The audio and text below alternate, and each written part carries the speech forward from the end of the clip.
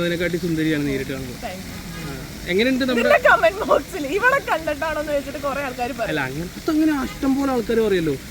മെഹറിനോട് ഇഷ്ടമുള്ള ആൾക്കാർ പോലും അങ്ങനെ പറയും. അസൂയ എന്ന് പറയുന്നത്.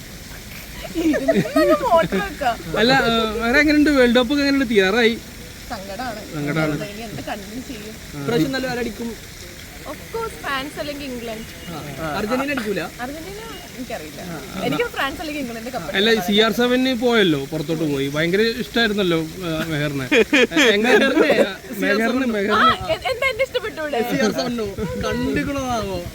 എന്ത് തോന്നുന്നു പോയപ്പോ? പുള്ളിക്കാരൻ പോയപ്പോ ഭയങ്കര സങ്കടം. പിന്നെ ഇപ്പൊ കൊറേ ഇതൊക്കെ കേൾക്കുന്നുണ്ട്, ഇറങ്ങും അടുത്ത ആ ഒരു ശുഭ പ്രതീക്ഷയിലിരിക്കുന്നു. അല്ല പുള്ളി അടുത്ത കൂടി കളിക്കുകയാണെങ്കിൽ നല്ലായിരുന്നു അല്ലേ?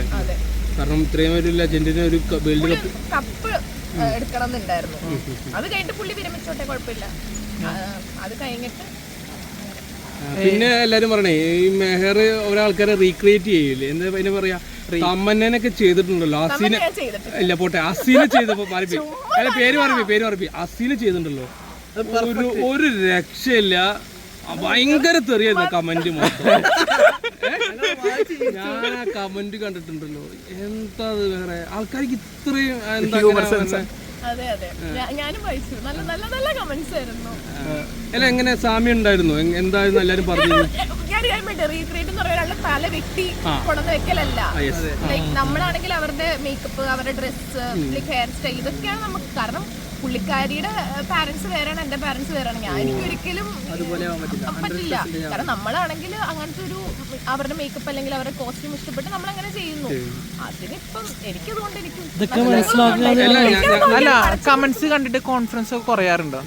അതിനുശേഷമാണ് ഏറ്റവും കൂടുതൽ വീഡിയോസ് ചെയ്യുന്നത്. എങ്ങനെയാണ് തൊലിക്കട്ടി സമ്പാദിക്കുന്നത്? തൊലിക്കട്ടി മണ്ടേ കുറച്ച് കൂടുതൽ അല്ല സമ്പാദിക്കുന്ന പാരമ്പര്യമായിട്ട് എല്ലാവർക്കും കിട്ടുന്നതാണ്.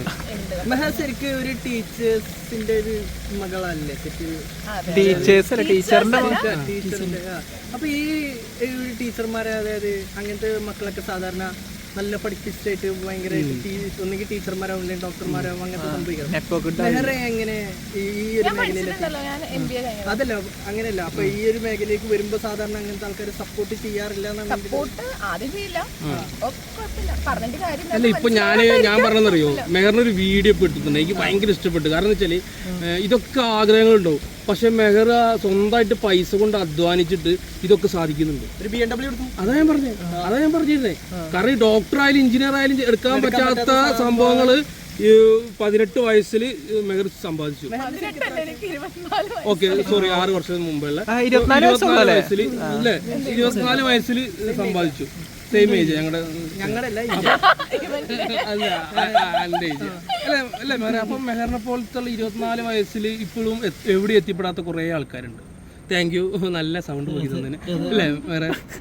അവരോട് എന്ത് പ്രചോദനമാണ്. അല്ല പ്രചോദനം മെഹറിനെ കണ്ടിട്ട് ഇതും ലൈക്ക് ഇപ്പൊ ഞാൻ ചിലപ്പം എന്താ പറയാ, ഞാനൊരു 18 വയസ്സിൽ എനിക്ക് കുറെ കാര്യങ്ങളൊന്നും അച്ചീവ് ചെയ്യാൻ പറ്റിയിട്ടുണ്ടല്ലോ. എനിക്ക് 24 വയസ്സിലാണ് എനിക്ക് അച്ചീവ് ചെയ്യാൻ പറ്റിയത്. അപ്പം ഇപ്പൊ 18 വയസ്സിലും 17 വയസ്സിലും ഒരുപാട് കാര്യങ്ങൾ അച്ചീവ് ചെയ്യുന്ന ഒത്തിരി ആൾക്കാരുണ്ട്. അപ്പം ഒരാൾ ചെയ്തു എന്ന് പറഞ്ഞിട്ട് ഒരിക്കലും നമ്മൾ വേറൊരാൾ അങ്ങനെ പറയണം. അവർക്ക് ചിലപ്പോൾ ഒരു വർഷം അല്ലെങ്കിൽ 2 വർഷം കഴിഞ്ഞാൽ അവർക്ക് ശരിക്കും അവരതിനെ വർക്ക് ചെയ്യുന്നുണ്ടെങ്കിൽ ഓഫ് കോഴ്സ് എന്തായാലും അവർക്ക് അതിന് എത്താൻ പറ്റും എന്നാണ് ഞാൻ വിശ്വസിക്കുന്നത്. ഈ മെഹർ ഒരു ഭയങ്കര സംശയമുണ്ട്, എല്ലാവർക്കും ഉള്ള സംശയമാണ്. പെട്ടെന്ന് തന്നെ ഇൻസ്റ്റഗ്രാമിൽ ഫേമസ് ആയ ആൾക്കാർ ഈ സബ്സ്ക്രിപ്ഷൻ തുടങ്ങുന്നു. സബ്സ്ക്രിപ്ഷൻ തുടങ്ങിയിട്ട് ഇതിലൂടെ കൂടുതൽ വരുമാനം ഉണ്ടാക്കാം, ചെറുതായിട്ട് എന്താ പറയുക ന്യൂഡിറ്റിയും അല്ലെങ്കിൽ സെക്ഷുവാലിറ്റി ഒക്കെ കാണിച്ച് പെട്ടെന്ന് പൈസ ഉണ്ടാക്കാമെന്ന് പറഞ്ഞ കുറേ ആൾക്കാരുണ്ട്. പക്ഷെ നല്ല രീതിയിൽ കണ്ടന്റ് ചെയ്യുന്ന മെഹറിനെ പോലത്തെ ആൾക്കാരും ഇൻസ്റ്റാഗ്രാമിലുണ്ട്. അങ്ങനത്തെ കുറേ ആൾക്കാരുണ്ട്. അപ്പം അങ്ങനെ പെട്ടെന്ന് പേരും പ്രസിദ്ധി ഉണ്ടാക്കുന്ന ആൾക്കാർ എന്താണ് പറയാനുള്ളത് ശരിക്കും? അല്ല അത് ചിലപ്പം അവരുടെ ഇഷ്ടമല്ലേ. എനിക്ക് അങ്ങനെ ഞാനിപ്പോൾ എൻ്റെ സാധാ വീഡിയോസിലാണെങ്കിലും ഞാൻ അങ്ങനെ ബോഡി എക്സ്പോസ് ചെയ്തിട്ടോ അങ്ങനത്തെ വീഡിയോസ് ഒന്നും ഞാൻ ചെയ്യാറില്ല. എന്താ പറയുക, എനിക്കത് താല്പര്യമില്ല. എനിക്ക് അങ്ങനത്തെ ഒരു ഇതല്ല എൻ്റെ ഒരു കോണ്ടന്റ്, അങ്ങനത്തെ ഒരു ഇതല്ല, താല്പര്യമില്ല. ഞാൻ പിന്നെ അങ്ങനെ ചെയ്യുന്നില്ല. അത് ചെയ്യുന്ന ആൾക്കാർ മോശം ആവണം എന്നില്ല. അവർക്ക് ചിലപ്പം അവരങ്ങനെ ചെയ്യുന്നുണ്ടെങ്കിലും പക്ഷെ അവരുടെ ഉള്ളിൽ അവർ ചിലപ്പം ഭയങ്കര പാവമായിട്ടുള്ള ആൾക്കാരായിരിക്കാം. നമ്മൾ ഒരിക്കലും ഒരാളുടെ വീഡിയോ കണ്ടിട്ട് നമ്മൾ ഒരിക്കലും ഒരാളെ ജഡ്ജ് ചെയ്യാൻ പാടില്ല എന്നാണ് ഞാൻ വിശ്വസിക്കുന്നത്. അല്ല ഈ സബ് ഉണ്ടോ? ഇല്ല ഞാൻ സബ്സ്ക്രിപ്ഷൻ മെഹർ അതുപോലെ ഈ മെഹറിന്റെ വീഡിയോന്റെ ലൈറ്റിംഗ് കാര്യങ്ങളൊക്കെ ഒന്ന് ഒരു സിനിമ ലെവൽ സംഭവങ്ങളാണ്.